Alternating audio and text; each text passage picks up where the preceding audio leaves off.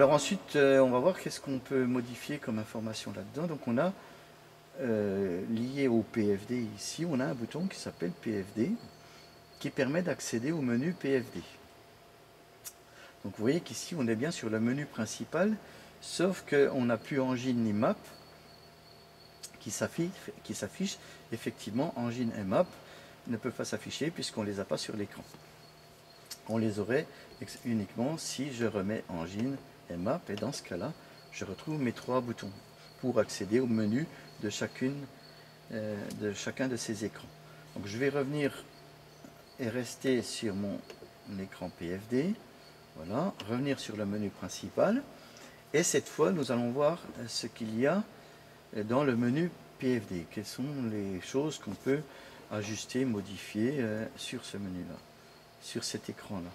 Donc je clique une fois sur PFD, donc je descends d'un cran depuis le menu principal et je me retrouve avec un certain nombre de boutons que je peux appuyer ou non pour modifier des informations sur l'écran. On va voir le premier bouton, déjà G-émetteur. Donc il y a dans l'avion un accéléromètre qui permet de mesurer les accélérations, donc les G positifs et négatifs que nous subissons en vol. Donc il fonctionne en permanence, il les mémorise et il mémorise également le maxi et le mini. Donc on voit que le maxi jusqu'à présent ça a été de 1,2 et le mini 0,8. On peut faire un reset pour l'effacer, voilà, et donc là il revient sur 1G. Donc le G-mètre pour nous ne présente pas un intérêt particulier. Par contre, si on a tendance à vouloir rapprocher les limites, il va venir remplacer automatiquement le directionnel là pour informer le pilote qu'il approche des limites d'accélération. Voilà. Donc G-mètre, vous voyez le bouton comme il est grisé, il est actif. Donc il nous affiche ici au milieu l'instrument qui permet de mesurer les G. Si je rappuie un coup dessus sur G-mètre, il s'enlève et notre directionnel se remet en place. Ok. Alors ensuite, donc là on a vu le G-mètre. On va venir à droite et voir les bugs qu'on peut utiliser sur cet avion. Donc si je clique là-dessus, le menu que j'avais, donc celui-ci qui est le menu du PFD, est remplacé par le menu bug. Donc je descends à un troisième niveau. Et là, c'est les bugs que je peux utiliser. Donc pour l'instant, nous avons heading et CRS. Donc dans le joystick qui est à gauche, bon, on a la même chose à droite également, puisque on a juste le PFD qui est affiché. Donc moi je travaille avec celui de gauche. On a juste heading et CRS qui sont affichés. Heading, CRS. Si cette fois j'en rajoute un ou deux autres, mettons que je rajoute Alt, et puis mettons IAS, hein, donc j'en ai rajouté deux. Si je clique là-dedans, cette fois, donc j'ai Alt et IAS qui apparaissent. Donc j'ai deux bugs de plus. Je peux modifier le bug d'altitude. Voilà, donc je viens dessus, voilà, et je le tourne, et on voit là au-dessus, je peux sélectionner l'altitude à laquelle je veux monter. Mettons, on va mettre 3000 pieds par exemple, hein. Donc à 3000 pieds, je passerai en palier. Voilà, j'ai sélectionné mon altitude et après je vais revenir sur mon bug heading pour être tranquille. Je peux de la même façon cette fois modifier le bug de vitesse. Vous voyez qu'il a 130 nœuds ici. Donc si je vais sur IAS, indicateur d'airspeed, voilà, je tourne et je peux sélectionner la vitesse. Alors 130 c'est un peu vite, hein. On va mettre 110, c'est déjà pas mal. Voilà, et je peux refermer en cliquant vers la droite la petite fenêtre. Si je ne clique pas et que j'attends 6 secondes, elle va se refermer automatiquement. Voilà, au bout de 6 secondes, elle se referme. Voilà, donc on peut sélectionner également Vertical Speed ici, et Min, donc c'est la minimum descente altitude. Donc ça c'est pour les percées aux instruments, percées IFR pour arriver sur un terrain. Voilà, donc voilà, c'est pas très compliqué à utiliser, hein. Donc nous on va utiliser pour l'instant que le CRS et puis le heading, les autres on va les laisser de côté et on les réactivera le moment venu. Donc si je remonte d'un cran, je reviens donc sur mon menu principal du PFD, menu du PFD, hein. Je remonte d'un cran encore une fois, je suis sur le menu principal, le menu de base du SkyView. Et là, je suis descendu dans le menu du PFD. On a vu le G-metteur qui permet de mesurer les accélérations positives ou négatives. On a vu Bug qui permet de sélectionner les bugs qu'on veut utiliser pendant notre vol. Alors, donc vous voyez que G-metteur, on appuie dessus, il s'active, on rappuie, il se désactive.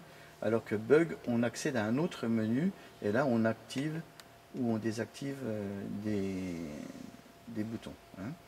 Donc je reviens sur le menu Back, sur le menu du PFD. Alors ensuite, qu'est-ce qui va nous intéresser là-dedans? Donc on a vu G-metteur, on a vu Bug. On va voir dans un premier temps Mode. Mode permet d'activer ou désactiver certaines fonctionnalités du PFD. Donc je clique là-dessus et on voit qu'on a un certain nombre de boutons. Donc en fait on en a 6 ici qui permettent d'activer ou désactiver des fonctions. Alors on ne va pas commencer à gauche, on va commencer à droite. Le premier qui nous intéresse, qui pourrait intéresser certains pilotes, mais bon, je suggère de ne pas trop l'utiliser, c'est le six-pack. L'intérêt des six-pack, c'est qu'il permet de passer d'un écran PFD, nouvelle génération à un écran traditionnel comme on trouve sur nos avions habituellement, avec un horizon artificiel au milieu, la vitesse à gauche, l'anti-el vario à droite, le directionnel et puis l'indicateur de virage à gauche. Donc on se retrouve avec des instruments traditionnels, sauf que derrière, bon, on a la vision en plus synthétique dont on va parler après. Donc ceux qui n'ont pas envie de faire l'effort pour revenir sur ce type d'instrument-là, ils peuvent très bien utiliser le six-pack comme ça. Par contre, bon, il a un inconvénient, c'est-à-dire je reviens au menu principal ici et je vais réactiver EMS et PFD. Donc on voit que dans ce cas-là, la présentation elle est en forme de chevron, donc elle est un peu différente de celle qu'on devrait avoir. Mais si j'enlève par exemple EMS, on retrouve une information, enfin un affichage traditionnel.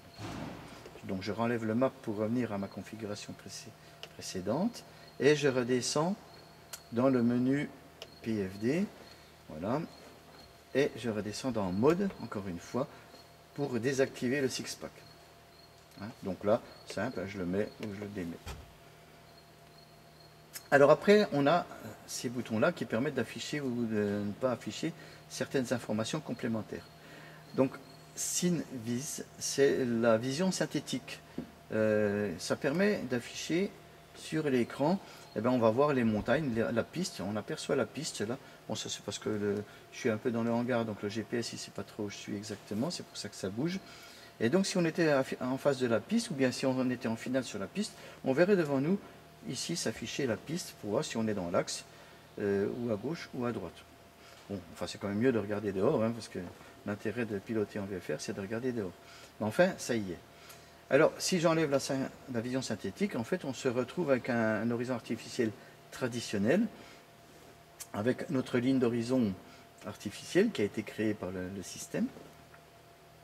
On garde ici quand même les caps, les différents caps qui sont affichables. Et en bas, ben, la partie en dessous de l'horizon, c'est brun, et puis la partie au-dessus de l'horizon, c'est bleu, un peu ce qu'on trouve naturellement. Donc après, ça dépend des pilotes, hein, on peut le mettre ou ne pas le mettre, ça c'est au choix. Après, le wide, c'est, vous voyez, là on a 120, 150, donc ça veut dire qu'on affiche en grand angle, la vision synthétique. Si j'annule le wide, on voit que la largeur ici, elle a augmenté par rapport à là. Donc on voit sur un angle plus restreint, hein, on voit juste devant nous. Là, on voit devant nous un peu plus de chaque côté. Bon, a priori, je ne sais pas quelle est... en vol, a priori, on va peut-être l'utiliser comme ça serait peut-être mieux. On verra plus d'informations sur notre écran.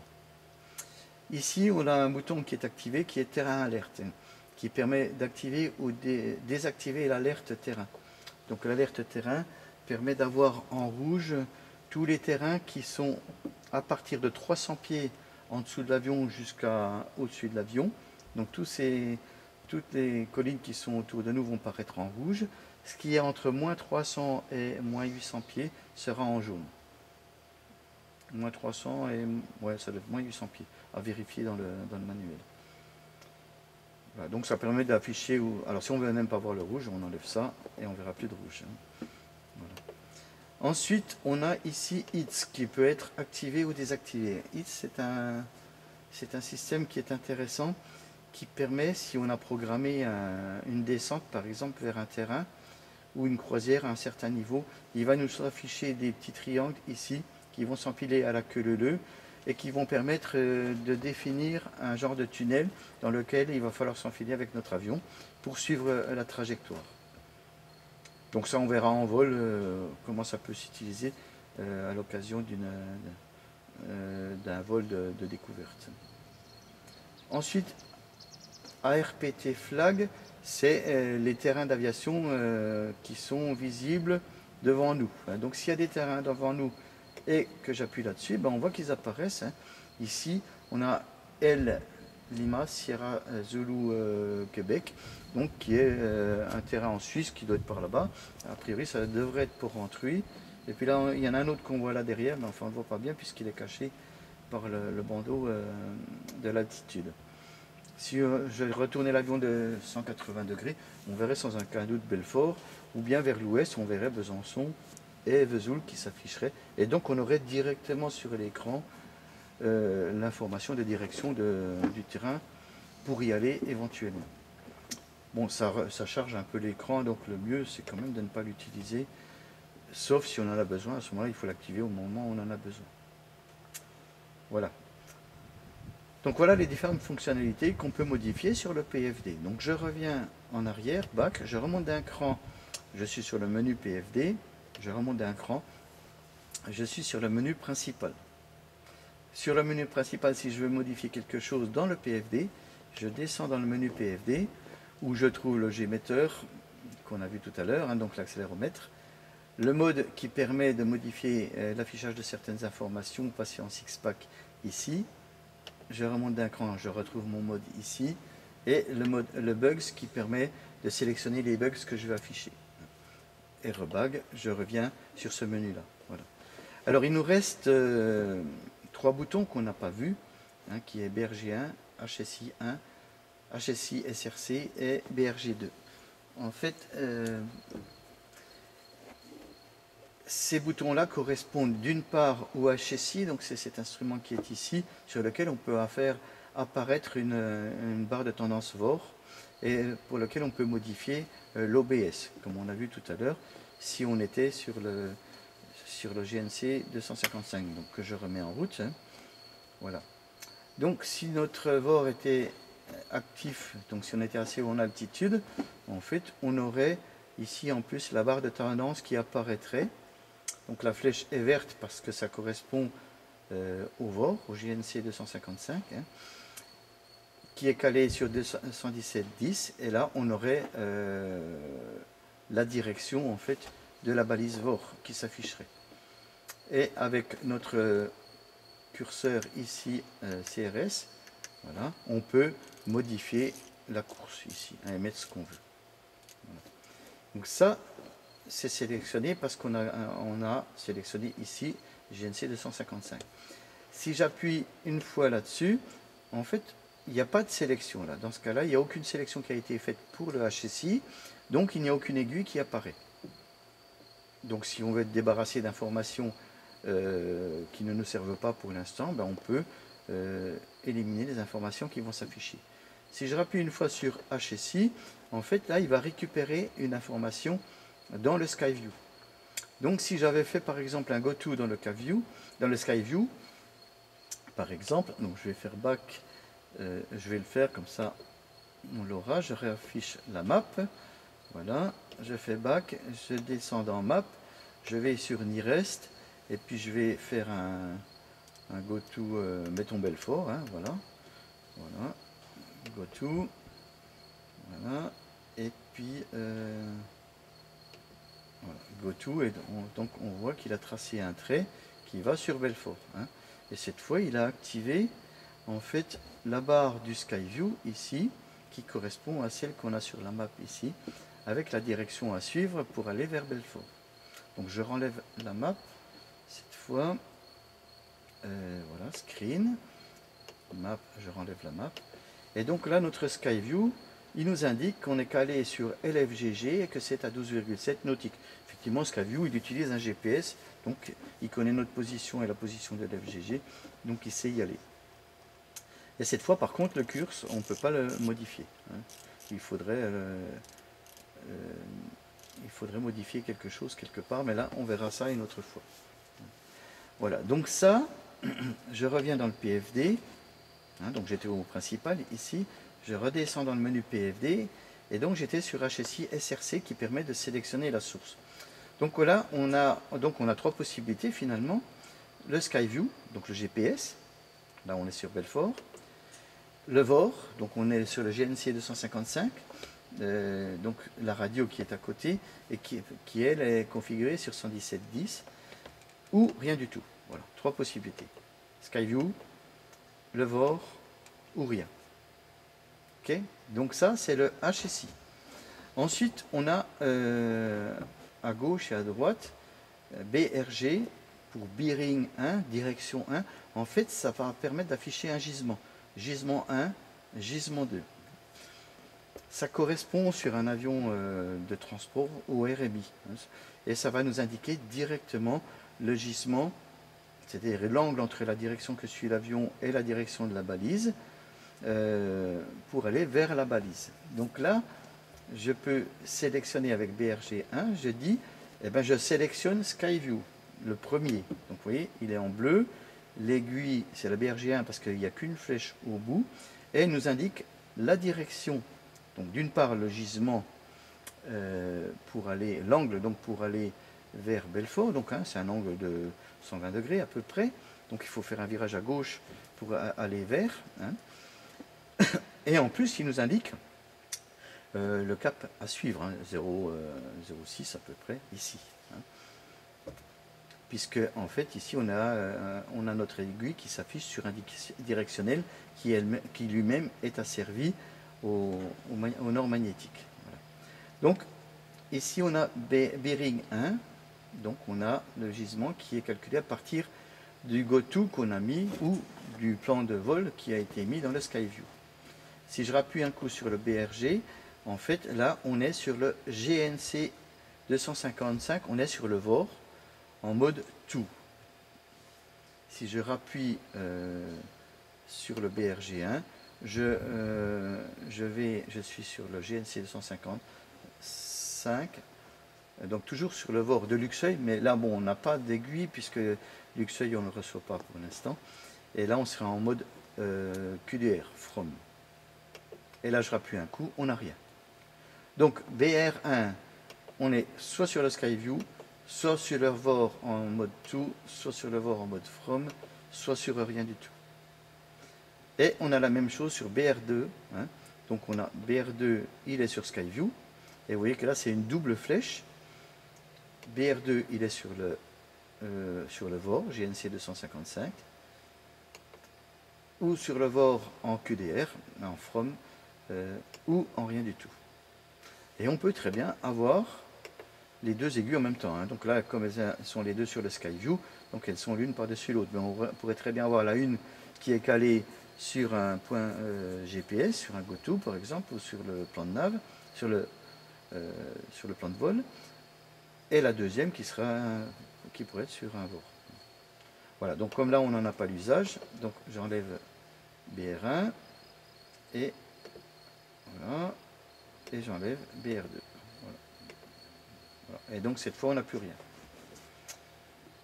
Voilà, donc pour récapituler, le HSI qui correspond à l'OBS du VOR sur nos avions traditionnels, il est là, il faut appuyer sur HSI SRC. On a le choix entre SkyView, le VOR ou rien. SkyView, le VOR ou rien. Donc SkyView, je vous rappelle que c'est le GPS.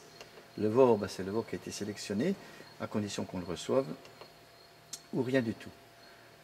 BR1, donc ça c'est le bearing, le gisement 1. Donc on pourrait très bien le mettre par exemple sur, si on voulait faire une percée sur une percée radio-compas sur Montbéliard, on pourrait très bien faire un go-to sur le radio-compas de Montbéliard, Mike Bravo, et à ce moment-là on aurait ici en permanence la direction de notre balise et on pourrait tourner autour sans problème. Donc on a bearing 1, donc le SkyView, donc c'est le GPS, le VOR en from ou rien. Hein. Et pareil pour le 2, SkyView, le VOR et rien du tout. Voilà. Et donc cette fois, on a vu tout ça avec l'option, avec le bouton Back. Je remonte au menu principal, hein, donc qui a PFD, qui aurait Engine ici et Map ici, si l'un et l'autre étaient affichés. Qui a toujours Tools et Screen ici. Bouton Warning, on verra plus tard. Voilà. Donc je vous rappelle la séquence. Donc je suis dans le menu principal, je descends dans le PFD, j'accède, j'affiche le géomètre, l'accéléromètre où je l'enlève.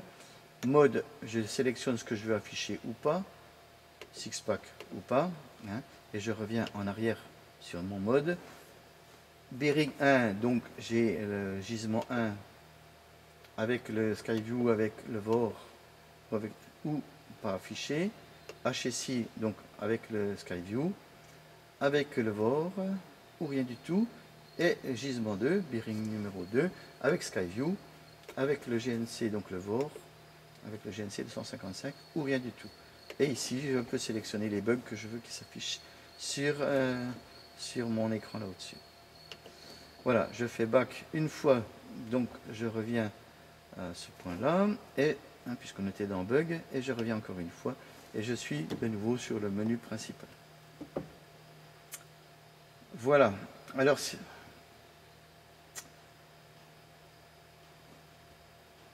alors pendant qu'on est sur cet écran-là, il y a un point qu'on n'a pas vu tout à l'heure, lorsqu'on a étudié ça.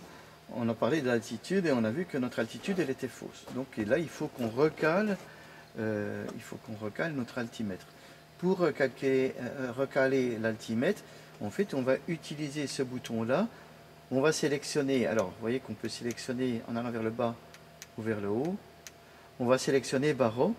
On peut tourner dès à présent ou bien valider barreau, auquel cas c'est barreau qui est là, et là on peut tourner pour modifier l'affichage de l'altimètre, et on va chercher nos 1040 pieds, 1042. Alors là vous voyez qu'on a 1019 hectopascal ici, et puis l'autre après c'est 1020, donc on ne peut pas afficher précisément 1042, donc on est obligé d'afficher celui qui s'approche le plus, hein, puisque là on va de 1 hectopascal en 1 hectopascal, ce qui fait 28 pieds à chaque fois. Donc ce qui fait un écart important. Donc pour nous en VFR, c'est bien suffisant. En IFR, on pourrait supposer que là, l'afficheur, il tienne compte des décimales. Donc une fois qu'on a sélectionné notre bonne altitude, 1019, il n'est pas judicieux de rester sur barreau là. Parce qu'une fois qu'on est en vol, et si on veut modifier par exemple le heading, on risque de tourner par mégarde et de modifier notre altitude, notre référentiel d'altitude. Donc ça c'est pas bien bon parce qu'en général on note pas très souvent l'altitude sur notre planchette. Donc dès qu'on a modifié notre altitude, donc la pression atmosphérique, on reclique le petit joystick vers le haut et on va le remettre en mode heading par exemple, hein, qui est le mode le plus courant qu'on risque d'utiliser. Ce qui fait que si on tourne, par mégarde le heading, on va se souvenir d'où est-ce qu'on était. Hein. Alors que la pression atmosphérique, une fois qu'on est en vol, on va avoir du mal à la retrouver, sauf à la demander à BAL, ou à l'avoir notée, ou à la demander aux agents AFIS. Voilà. Donc je suggère en fait systématiquement de passer sur autre chose que sur barreau, et ne jamais avoir ni à gauche ni à droite le barreau d'afficher, de façon à être sûr de ne pas le modifier par mégarde.